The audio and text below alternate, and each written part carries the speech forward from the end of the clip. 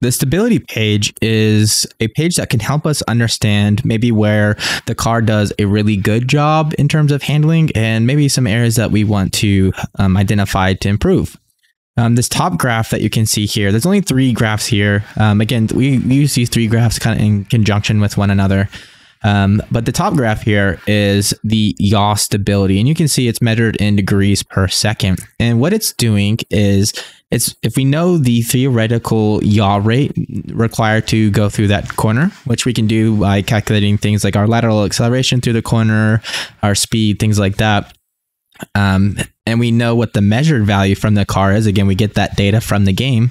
We can compare the measured value versus what is required.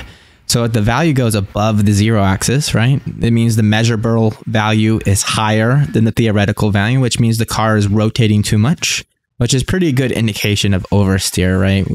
Anytime the car is rotating more than it needs to, that's a good indication that we're getting some oversteer. Vice versa, underneath the 0 axis. So under the 0 axis is basically where the car might be understeering. Again, that measured value is less than what is required to make that turn. And you can see this graph is pretty noisy. Really, you only want to check when it's above 15 or below negative 15. There's a little bit of a threshold that you need to make to be really concerned about it. But we'll look at that in a little bit more detail. The second graph you can see here is the input. So this is our brake percentage and our throttle percentage.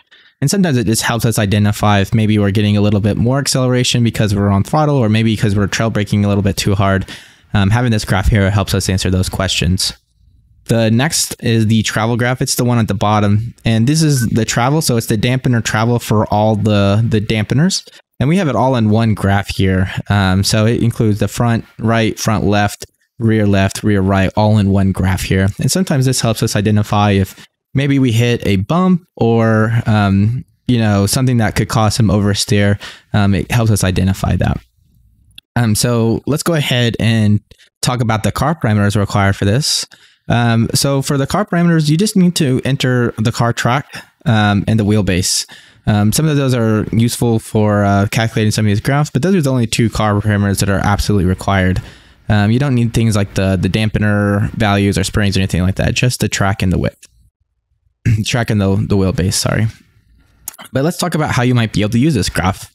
So if I select another lap here, you can see the white lap is the data I just selected. And if we look at this point right here, which is, again, this is the Kyalami data. This is some data I had when I was preparing for the SRO event. One thing that you can notice here is the white line doesn't have that like kind of blip here where you see in the red. This is, if you go to that data, you can see this is the downhill right-hander, and it's really easy to get a little bit too loose on this. If you get a little bit too much on the apex is a little bit bumpy, or if you trail brake a little too hard, the car can get unsettled. And you can see on the white data set, I didn't have the issue, but on the red data set, I did have the issue. So this might be some place I want to look at to see what the difference was. So if I unselect that white lap and just go to the red lap, you can see I go from being 0 above that 15 to like around 20.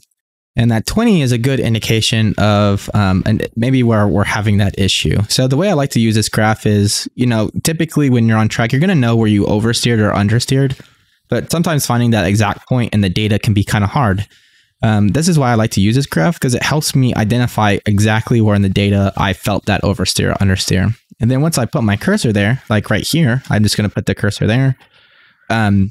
It allows me to look at the other graphs to see maybe what happened at that point. So maybe I'll click here and I'll go to, the differential tab to see if the differential went from locked to unlocked or any of the other graphs, right?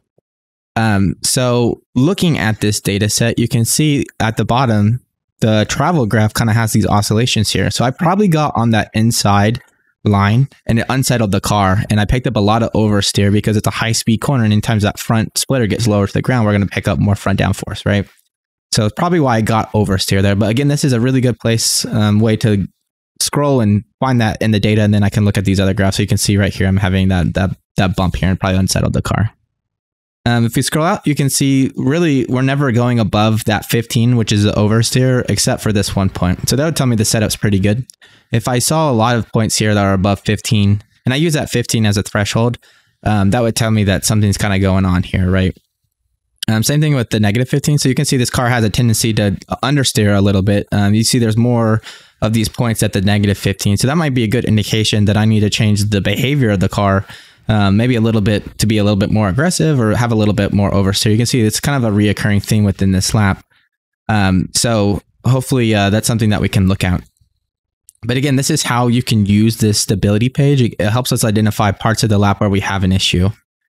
But that's going to be it, guys. I hope you enjoyed the video. If you have any questions, let us know on the Discord and we'll try to answer them the best that we can. Until then, I'll catch you guys later. I'm Zach, signing off.